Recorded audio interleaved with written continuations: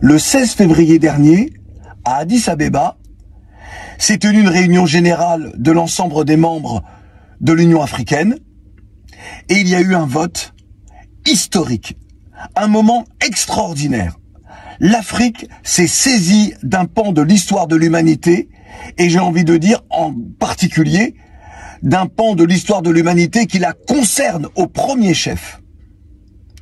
Un vote est intervenu qui qualifie l'esclavage et la colonisation de crimes contre l'humanité.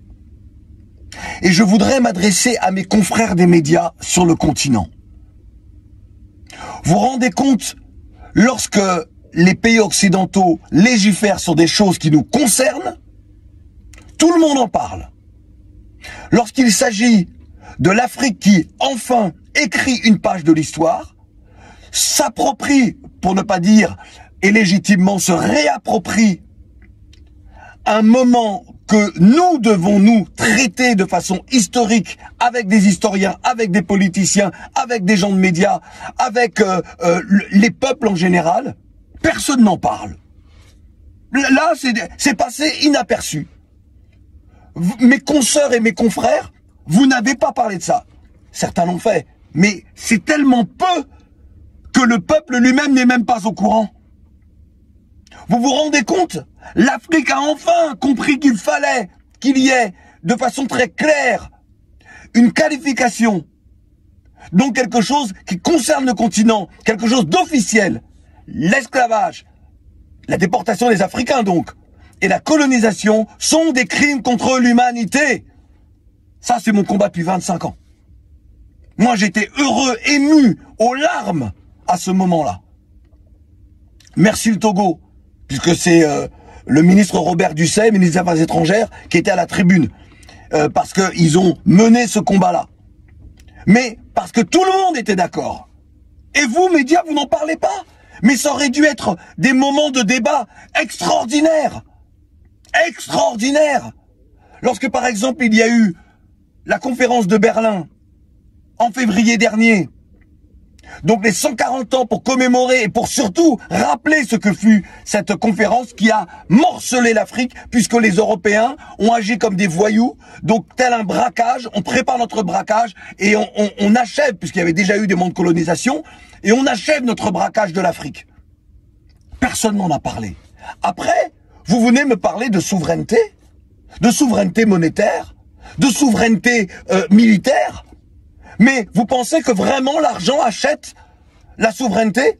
Même si je suis évidemment pour sortir des monnaies coloniales, il n'y a même pas de débat là-dessus. Mais vous pensez que c'est l'argent qui achète la dignité? C'est pas l'argent qui achète la dignité, c'est notre capacité à dire, à être et à faire. Incroyable. Franchement, moi ça m'a sidéré. J'ai pris mon temps, j'ai regardé, j'ai attendu. Je n'ai rien vu. Nous sommes le 29 mars. Vous vous rendez compte? Personne n'en parle. Ça aurait dû être historique. Ça aurait dû faire l'ouverture des journaux télévisés. Ça aurait dû être débattu dans des émissions de talk-show à la radio, à la télévision. Dire enfin, l'Afrique écrit l'histoire. Elle ne laisse pas les autres dire. Parce que jusqu'à maintenant, c'est juste les pays occidentaux qui disent oui, l'esclavage est un crime contre l'humanité. Oui, nous avons commis le crime, c'est un crime contre l'humanité. Et l'Afrique s'en fout de tout ça. Heureusement que nous, Afro-Caribéens, on a vraiment mené ce combat-là. C'est pour ça qu'on est arrivé en France à avoir une loi. Et l'Afrique. Et maintenant où l'Afrique est dans ce combat-là, les gens de médias, personne ne dit rien. Elle est là, l'inconscience.